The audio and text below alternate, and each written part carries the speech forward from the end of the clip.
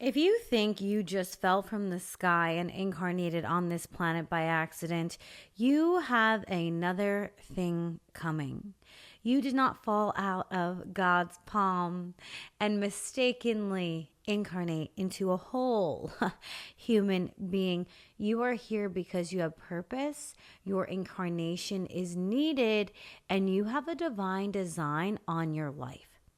And part of your purpose is to first find out what exactly that divine design is. And today, I'm going to help you do that. You are going to be uncovering your purpose in this podcast, and you are going full force into this purpose in this new year, February 17th, the year of the fire horse, which is all about momentum, decentralization. We're seeing with these files, with increasing numbers of people being upset with those in power, gurus are falling, leaders of industry are falling.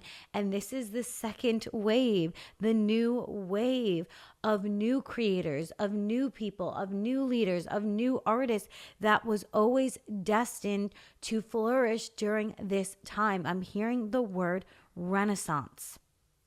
You have such a great purpose, and it's up to you to find out what that actually is. And if you don't step into your power consciously, this year the fire horse won't be too fun for you. Now, will it? Because things are going to go fast. We want them to go fast in the right direction. Can I get an amen? Amen. If you don't step into your purpose consciously, life will find a way to assign it to you anyway, and it won't be gentle. Today, we're going to talk about initiation. We're going to talk about honoring the assignment and why the very thing you've been trying to escape, aka your pain, is the exact portal to your power. Yeah.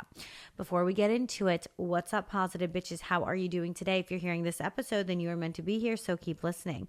On that Bitches Positive podcast, sometimes we will laugh, other times we will cry, but we will always walk away feeling our most empowered, positive bitch self. That is Babe, in true connection with herself, himself, or human self. On this podcast, we unbecome who we are not, so we can fully step into exactly who we came here to be.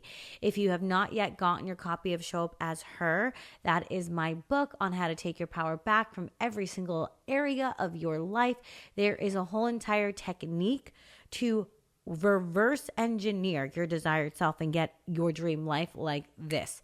If I were you, I would get on that bandwagon. I literally don't even make money from it if you buy it. I'm just saying this because I know it's going to help you. Before this year of the fire horse, what should you be doing? My Shadow Alchemy and Art of Alchemy course, SIS. Both of those are really going to help you learn how to step into your power and how to transmute karma into your dharma. That's where your energy needs to be. And the Calling Your Power Back workbook is a great bestie for this podcast. Without further ado, let's get into today's episode. We have been taught culturally, spiritually, psychologically that pain is something to run away from, that pain is something to completely bury, that pain is something to ignore, it's something to bypass, something to transcend as quickly as possible. But that is not how power works. When I see people out in Palm Beach just doing drugs on top of drugs, do you think they're living in their power? No, they are so lost. They are so sad. They're trying to outrun their pain, which is only going to haunt them forever. Real power is forged, it's conditioned, and it's built through lived experience. Let's talk about Beethoven for a second. Beethoven was known as a very socially awkward child. They even have it noted that he was intense, unkempt. He had rough manners, unruly hair, and his hands were described as strange and coarse. He wasn't the cute, marketable version of a genius that people like to describe him as today. What was so interesting is that this awkward, strange, as they described him, unkept child picked up an instrument and was a genius. He was a genius at not just one, but multiple. And then over time, he started to lose his hearing. Imagine what Beethoven must have been thinking at this time. I'm so awkward. I have these strange... Honestly, his hands kind of sound manly. I don't know. I'm like kind of into it. Hey, Beethoven. What's up? Anyway, he must have been freaking out. Finally, I found something that I'm so talented at, and now I'm going to lose my hearing and I'm not going to be able to do this. But here's the thing. When he went deaf, his greatest symphonies started to come to him. When he lost his hearing, his greatest symphonies started to be written by him. The more his hearing went, the greater his music that he wrote became. When his external world went quiet, his internal world became magnificent, mystical. He wasn't hearing music within his ears anymore. He was hearing it within his nervous system. He was tapping into different fields. He was feeling it with his body. His pain didn't take away his talent. It actually was the portal to him creating the greatest symphonies that he has to this day. Wait a second. Wait a damn minute. Hold the phone. So what we're saying is that Beethoven, through the pain of losing his hearing, he actually was able to create the greatest symphonies of his whole entire incarnation. Yeah. Think about all of your favorite artists, the Taylor Swift, Sabrina Carpenter, Olivia Rodrigo, Amy Winehouse, whoever you may love.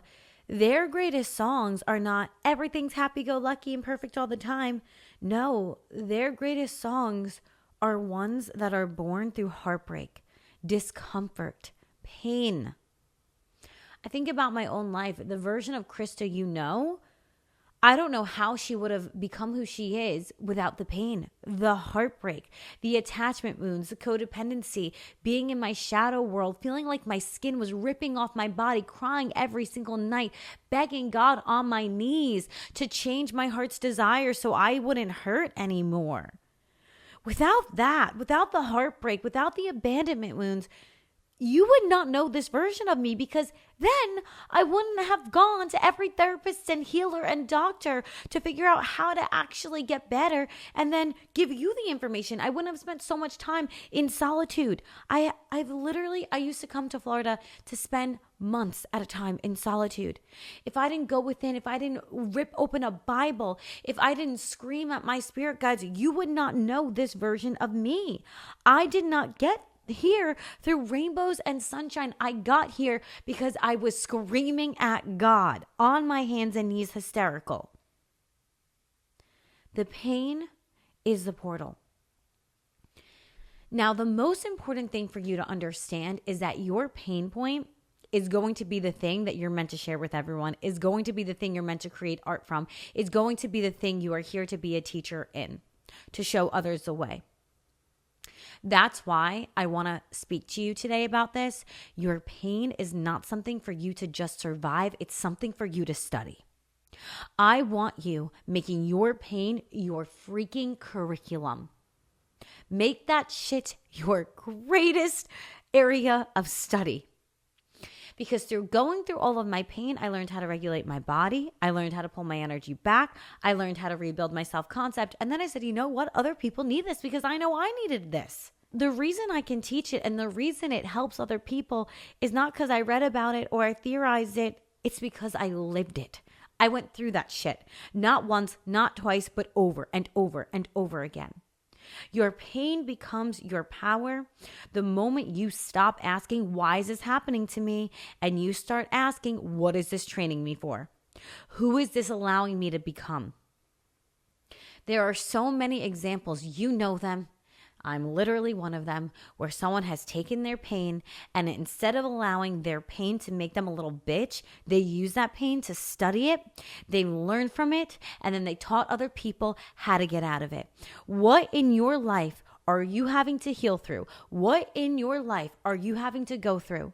Whatever the abuse was, whatever the pain was, the bullying, the torment, the persecution, look it in the face and study that shit until you can't study it any longer. Study it until you become the strongest version of yourself so you can show other people how to get out from underneath the rock that once buried you.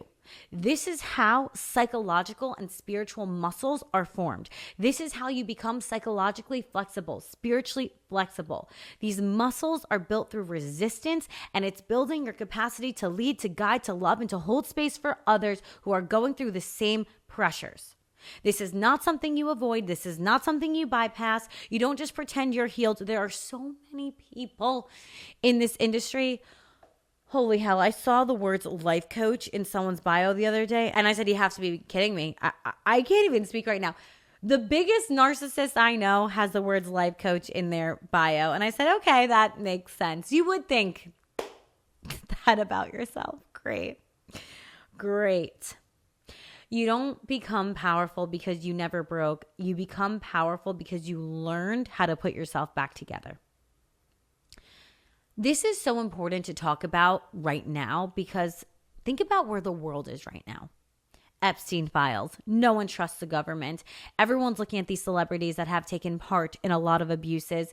Even thinking about Drake Bell and his experience on Nickelodeon, all these child stars talking about how Michael Jackson would try to save them from going to Epstein Island and these other places. There is so much going on right now. And people are no longer looking to celebrities or these untouchable gurus anymore. They are looking to people. People are looking to people. People are not looking to celebrities or who have been leaders in the old paradigm. No, we're done with it. We're tired of it. We're tired of these wellness companies selling us a vitamin that has 0.01% of turmeric in it and saying it's a turmeric vitamin. We're tired of celebrities selling whatever the hell they're selling, these skincare products that are actually terrible for you. We're tired of the people selling to us, actually poisoning us and abusing us and brainwashing us. And there is a divine call for humans, real people, people who are just people, to be that new wave and to teach others. People are looking to real people with real embodiment. People who have been in the fire, have been forged, and come back with real receipts. And that is why, baby, you matter and we need you. We need your voice. We need your story. There is someone out there right now that is waiting for you to tell your story. There is someone out there right now who is waiting to have your product. There is someone out there right now who is waiting for your hands to touch their life because they have a similar story to you. Who better to guide that person than you? Someone who has actually walked through this maze. Who better to hold space for that person than the one who learned to regulate themselves through that fire? Your story is actually not optional. It's not extra. It's not small. It is what the collective needs. Your story needs to be shared. It needs to be shared now. Your voice matters. Your experiences matter. I am so sorry for whoever invalidated you. I'm so sorry that people have made you feel unimportant, and I'm so sorry that they have lied to you. I'm so sorry that they have served you distorted truths on silver platters and tried to make you comfortable in them. I'm so sorry that they tried to dull your shine and they convinced you that that is what was going to make you safe. But you know what? Your power is in the present moment. So what are you going to do about it now? Your power is in the right now, right here. So what are you going to do moving forward? Regardless of who has made you feel small in your past, regardless of who has tampered with your light in the past, how do you want to move forward now? How do you want to move forward today? How do you want to take your next step? Your power must be occupied now, not postponed till tomorrow. Your pain is what makes you. It doesn't have to be a skeleton in your closet. I used to be embarrassed of my pain. I used to think, oh my God, I have thyroid dysfunction. I can't talk about that. That's embarrassing. I'm supposed to be a life and energy coach and I can't even get my throat center together. I used to think like that. And now I realize, oh, I have, or I may be experiencing some dysfunction in my thyroid because I meant to heal it and then teach other people how to heal it too. Oh, I had major codependency and anxious attachment wounds and abandonment wounds. I used to think that's so embarrassing. I can't tell anyone. But then I realized, okay, I meant to learn how to heal this for the people who are like me, for the intense lover girls who want divine union because we aren't like everyone else. Your difficulties, your pain points, your experiences are divinely gifted to you. So you learn how to master them and then give it to others. And it doesn't matter about scale. I don't care if you help one person and it's your child. I don't care if you help 3 people and it's someone that you meet and it's a friend for a couple months and then you meet another friend down the road. I don't care if it's 100,000 people. It doesn't matter about scale. That is not important. What matters is that you use your voice to make a difference in this world, because that is what you came here to do if you're listening to my voice right now. And this is the part that people forget about. Once you go through your pain portal and you step into your power, do not look back. Your past versions of yourself, we send them love, but they don't have anything for you anymore. And that is why they are in your past. If you want to tune into your future self, book a one-on-one session with me and I will do a future self hypnosis and you will get all the information that you need. Once you move through this pain portal, as you move through this pain portal, you don't look to your past. You are in your present. If you want to get information from your future self, you can book a session with me and we will do that. Once you step into your power, distraction has to be taken off the table. Nope, not allowed. My friend recently sent me a story that I want to share with you today about Hemingway. This is something I want to share because as you're stepping into your power, you got to go full mama papa bear. You got to protect your mission like your life depends on it, because it does. That's why you came here and incarnated.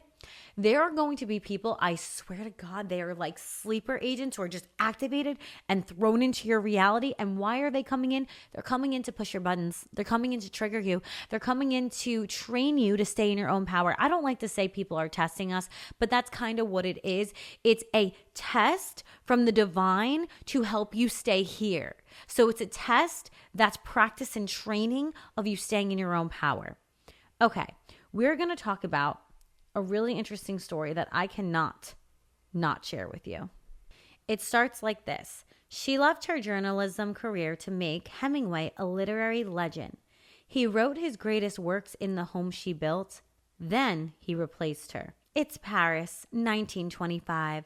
Pauline Pfeiffer was 30 years old and didn't need a man.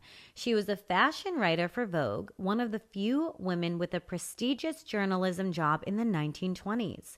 She came from money. Her uncle owned a pharmaceutical fortune. She was Catholic, educated, sophisticated, fluent in French. She had her own apartment in Paris, her own career, her own life. Then she met Ernest Hemingway at a dinner party and everything changed. Hemingway was 26, married to his first wife, Hadley, and unknown. He published one small book of his short stories. He was broke, living in a tiny Parisian apartment with Hadley and their baby son, barely making ends meet as a freelance journalist. But he had charisma, swagger, that dangerous combination of talent and arrogance that convinced people he was going somewhere. Pauline was immediately drawn to him, not because he was successful, he wasn't, but he was hungry, ambitious, and she saw the genius before the world did. Cue the affair. Pauline became friends with Hadley first, that's his first wife. She'd visit their apartment, bring gifts for the baby, offer to help with errands. She positioned herself as a family friend.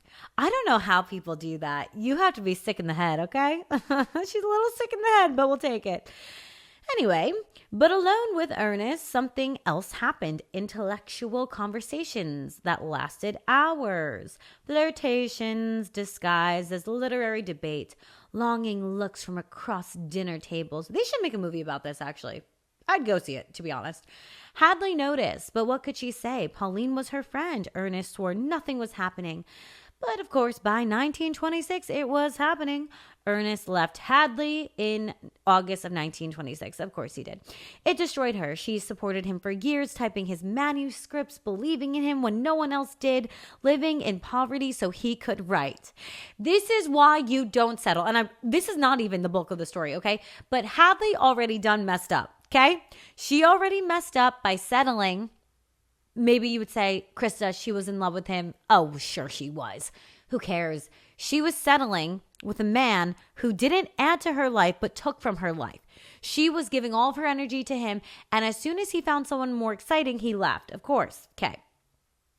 Anyway, don't date down. Now, just as success was beginning to arrive, he was leaving her for a wealthier, more sophisticated woman.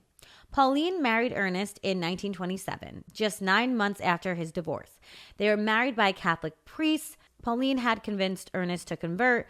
She was now Mrs. Hemingway, the role she pursued for so long. She immediately set out building his empire. Pauline's family money changed everything. Suddenly, Ernest didn't have to worry about rent or where the next meal came from. He could focus entirely on writing. She bought them a house in Key West, Florida, a Spanish colonial mansion on Whitehead Street. It became his writing sanctuary. She had a studio built for him in the yard, quiet, private, a place where he could do work undisturbed. She managed everything: finances, correspondence, social obligations, household staff. She freed him from every practical concern so he could write, and he did. Between 1927 and 1940, the years he was married to Pauline, Hemingway produced his greatest works. Pauline was there for all of it, rewriting, reading drafts, offering suggestions, managing his business affairs. She gave birth to 2 sons, ran the household. She was both dutiful wife and also his partner at literary parties, laughing at his jokes, supporting his genius. But of course, Hemingway was not satisfied. He started traveling more, hunting in Africa, covering wars. Pauline stayed home with the children, managing the house, waiting for him to return. But when he did return, he was different, drinking, restless, picking fights. The charm had worn off and was now weaponized against her. He criticized her appearance, her Catholic guilt, her rich family money.